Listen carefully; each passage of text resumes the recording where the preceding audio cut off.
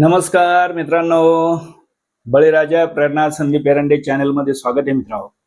आणि आज जे विषय मित्रांनो आपला की जे काही मोसंबी उत्पादक शेतकरी आहे त्यांना आपण एकत्र करायचं काम सध्या आपलं चालू आहे.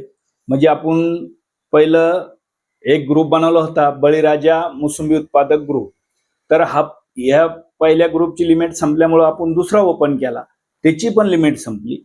आता आपले ग्रुप 3 चालू आहे, म्हणजे तिसरा ग्रुप चालू आहे. तर जवळजवळ 2700 ते 2800 लोक मोसंबी उत्पादक जेवढे आहे, म्हणजे तेवढे आपल्याला एकत्र आणायचा प्रयत्न आपला करायचा आहे. तर आता सध्या आपण 2700 मोसंबी उत्पादक लोक आपल्या ग्रुपला ऍड आहे. आता या ग्रुपचं वैशिष्ट्य काय आहे मित्रांनो, की त्याच्यामध्ये फ्री आहे. आपण काय त्याच्यावर फी नाही, काही नाही, कारण आपण एक शेतकरी आहे.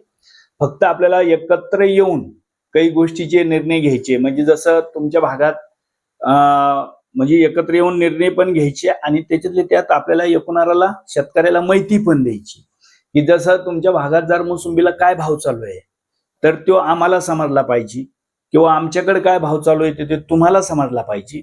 याच्यासाठी आपण ते मोसंबी उत्पादक जे ग्रुप आहे हे बनवलेले आहे. आणि दुसरी गोष्ट मित्रांनो, की आपल्याला काही नियोजन बी याच्यामधून करायची आहे. जसं आपण एकत्र येणार पण आहे, पण जसं आता पंढरपूरची जी यात्रा आहे आपली, म्हणजे वर्षातून एकदा येत आहे, तर ते पंढरपूरचं दर्शन झाल्यानंतर ज्यावेळेस वारकरी वापस फिरतील, मग आपण 1 ऑगस्ट किंवा 2 ऑगस्टला मीटिंग ठेवणार आहे. आणि अजून जर कोणी मोसंबी उत्पादक शेतकरी राहिले बी असतील मित्रांनो, तर तुम्ही इथं ह्या युट्यूबच्या कमेंटला बी तुमचा नंबर कमेंट करू शकतात. आपण तो नंबर त्या ग्रुपमध्ये सामील करू शकतो. आता विषय हाय मित्रांनो, की आपल्याला एकत्र येऊन करायचं काय, हा एक प्रश्न आपल्या समोर राहणार. तर आपल्याला एकत्र येऊन काही गोष्टी काय आहे, की बुवा जसं मोसंबी आहे, तर मोसंबीला आतापर्यंत म्हणजे 15, 16, 20, 10, 12 असा भाव मिळतोय.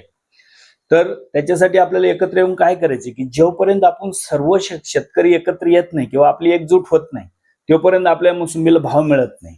कारण आपण सर्वांना ठरवलंय, की ह्या वर्षी आपल्याला 40 ते 45 किंवा 30 ते 35 हजारापर्यंत आपल्याला मोसंबी द्यायची नाही.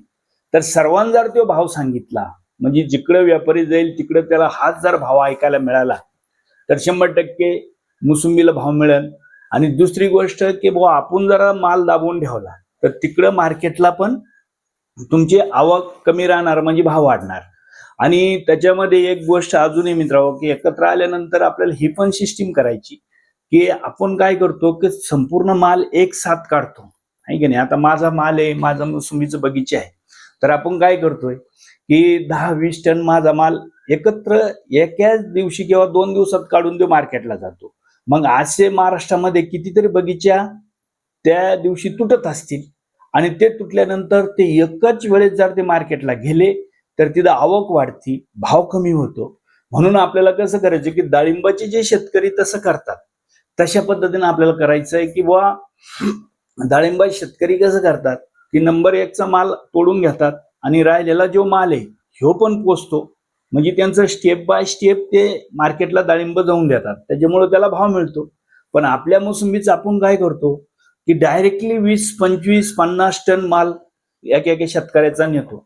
त्याच्यामुळे तिथं आवक जादा होती, भाव कमी होतात आणि त्याचा परिणाम आपल्याला मिळतो. म्हणजे आपल्याला ह्या सगळ्या गोष्टी, जसं मी काय सांगितलं, की भाव ठरवायचा पण आपण, दुसरी गोष्ट माल कसा द्यायचा मार्केटला याचं एक नियोजन करायचं एकत्र आल्यानंतर.